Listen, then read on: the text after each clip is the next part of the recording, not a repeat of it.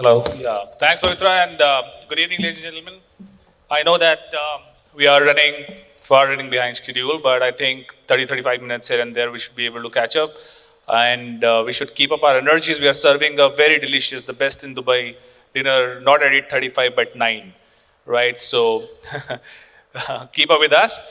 We have had very exciting conversations, great panels so far, and for yet another uh, great conversation, I have with me the CEO of India and APAC for Meritto India, Mr. Mohan Kannegal. Let's hear for him once. Welcome, Mohan. See, looking at your credentials, I think I would never be able to do justice with your introduction and Emeritus's introduction. So please do the honors and also let us know for the larger audiences that what's the scale that Emeritus is operating at this point of time.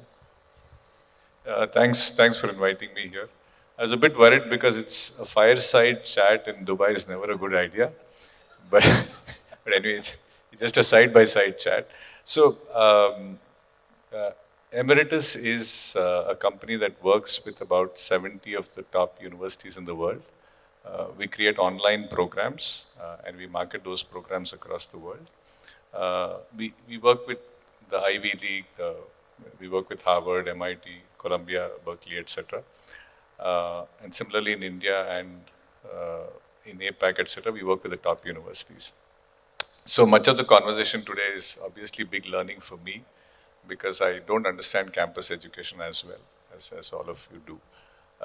But I think we have some expertise in online education and I'd be happy to explore that in the course of today and over dinner, etc. So, yeah, All right, talk about Ivy League, tying up with and collaborating with the top universities is not no small feat. So I would like to delve into the intricacies of these associations and how do you go about selecting universities and what are the challenges, what are the opportunities? Sure. So, of course, yeah, it is. I joined a little later in the company's journey. The company was founded about, I joined in year 5 or year 6 of the company. So there are a couple of advantages. One founder is a Harvard graduate, the other one is an INSEAD graduate. So the first thing that happened is we started working with INSEAD. So since there was an alum, over time we also worked with Harvard. The key challenges remain, I think any university we work with remain the same. The first thing is brand is more important for them than revenue. So we are like triply conscious about when we use their brand, etc., and how we use it. The second thing for them is they need trust and they need long term. So there's an investor of ours who one day explained to us saying you have to understand that Cambridge is 1,000 years old and you are 10 years old, right? So when you talk to them, they are worried about 1,000-year-old reputation, right? So you're worried about a 5-year-old reputation or 10. So that understanding of where they came from, etc., and that respect for their reputation brand, I think has been what it is. We are also extra cautious on many things, on how we use the brand, how we behave internally in the company, etc. And the teams on our side has alumni from those universities. In any university, when you bring an alumni to a discussion, they feel comfortable. So that's a mix of that. Okay, so Mohan, I'm sure that in the process you get to talk to a lot of recruiters in India, APAC, across the globe. What are the current job trends that you're seeing, and also does the expectations of recruiters change from geography to geography? Yeah. So actually, we don't deal much with recruiters. We believe, and also our universities believe, that in medicines, if you've seen, there is instant acting medicines and there is extended relief medicines, right? So the extended relief is the one that goes into your stomach, sits for a long time, then starts working. Much of our courses are like extended relief, not instant. So if you do a course with us or with any of these universities, the value of it is derived over a long period of time. So our interaction with, because of which our interaction with recruiters, etc., is lower. We have a lot of older students, aged 30 going up to 50, and they do the course for a more long-term strategic reason. So I wouldn't know as much. So you have to take anything I say with a pinch of salt. But from the newspapers, from what we see, etc., yes, in India today, product management, machine learning, AI, data science, all of those are very hot areas. Many finance courses also. India and the US are very similar in their employment types. Europe is very different. For example, our sustainability course does extremely well in Europe, but not in the US, not in India. Right? So there are some of those distinctions. But US, India is very, very similar. All right.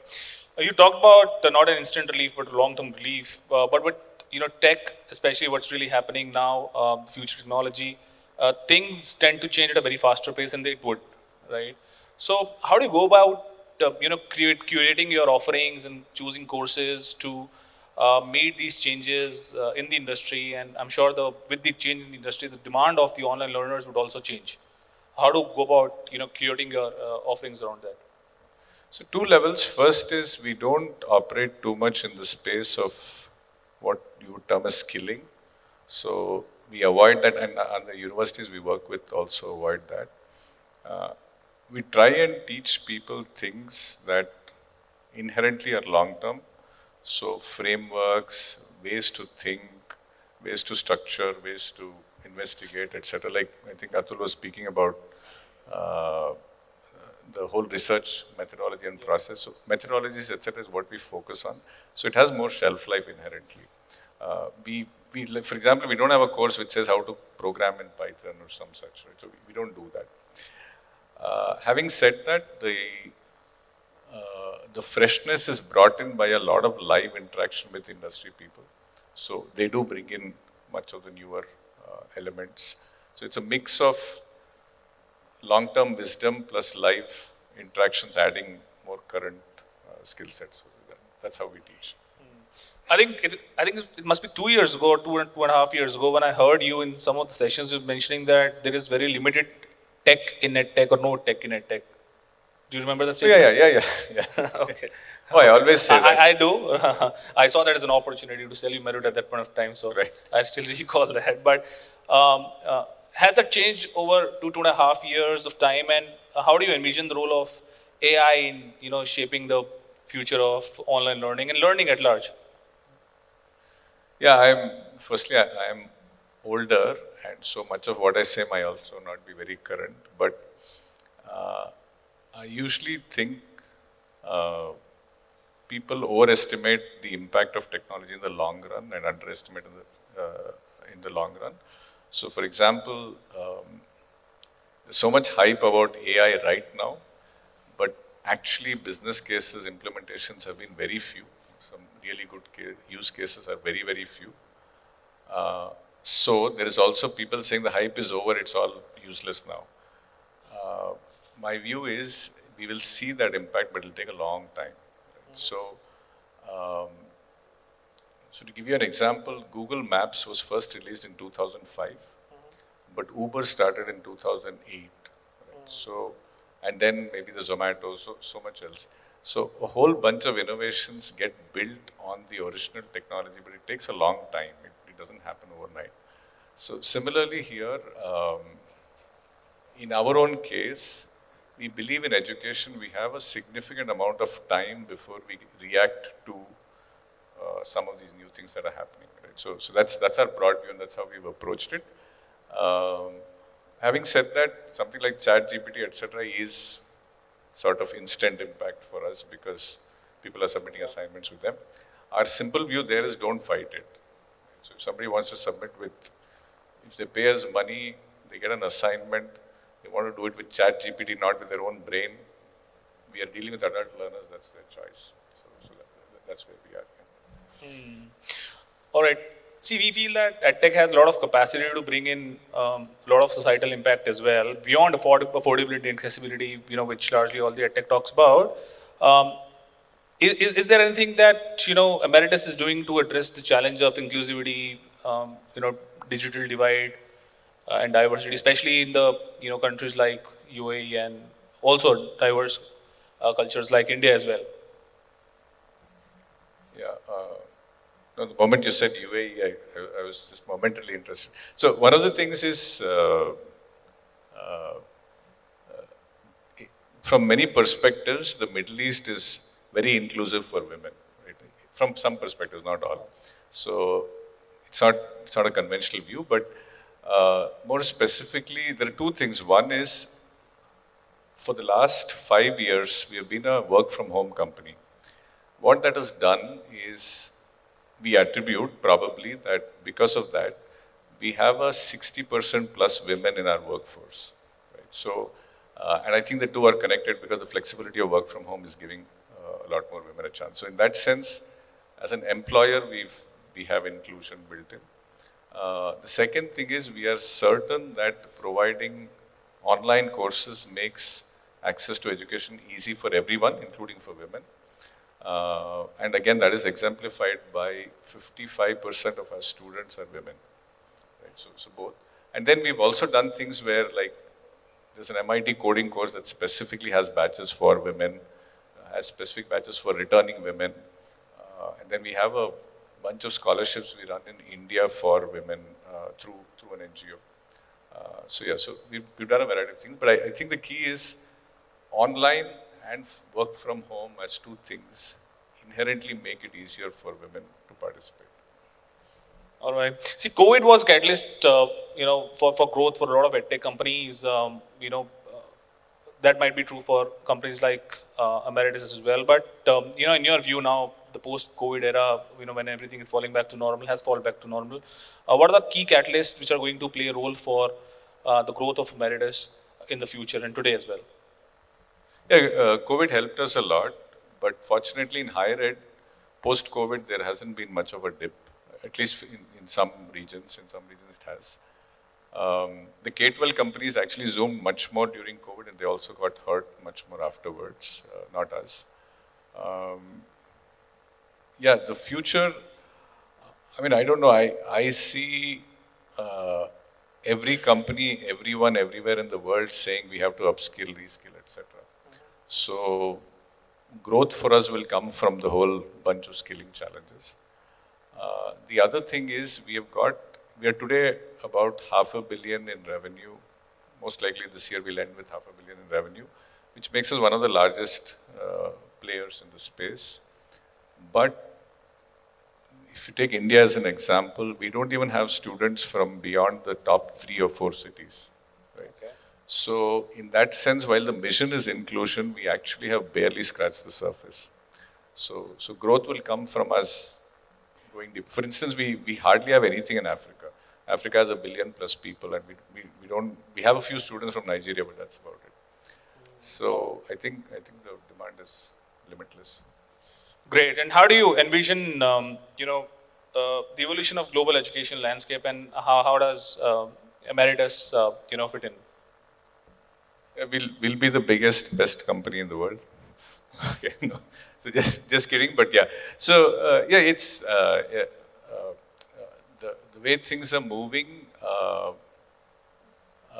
lot of work has happened for young people, like school. A lot of work now is happening for working people. I think the big next one is education, but for older people, right, senior. So to give you one example, I was looking at, there's a senior citizens university in China that has about 8 million enrollments. Right? So I think that segment is untapped. And there's so much to do there. For example, the basic edtech solution we have, my mom can't use it at all. Right? So she can't see it, she can't see the font, she can't figure it out, the language is wrong, and so on.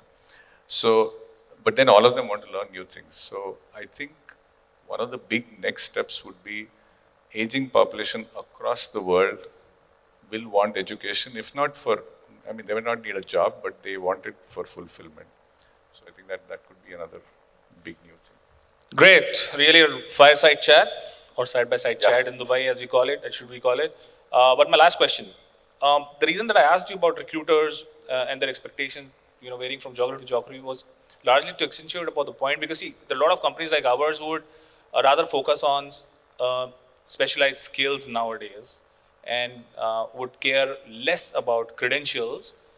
We do care about credentials, but the priority is start to move. Do you see that happening? Do you see that specialty skills, certifications would do away with the requirement of traditional credentials that people carry with themselves? See, I've been in education now for 25 years, and there has never been an year when people say the degree is going to die next year, right? So, and it's just as people have said the campus is going to die next year, which it hasn't happened. There's several companies that have come along, but the most popular was Udacity, for instance, which was founded on the premise that nobody needs a degree anymore. I think it will happen the day Indian, maybe even Chinese students get jobs in a foreign country without a visa, right? So, for example, anywhere in the world today, if you want a visa, you need your degree certificate. So, it's a very long way away. Maybe it will happen. I don't see a very compelling reason for it to happen. The only guys who seem to love it a lot are certificate providing companies. Right? So they keep saying this narrative. I don't see it anywhere else. Like Indian students now, India is going to send a million students abroad to pursue degrees. Right? So this year, I think last year was 800,000. This year is going to be 1 million. I think that's the future. All right, great insights. Thank you so much, Mohan. Unless we have a question from the audience, we can conclude the session. We just wrapped it in a fireside way. So thank you so much. Lovely talking to you. That was my time with you. Thank you.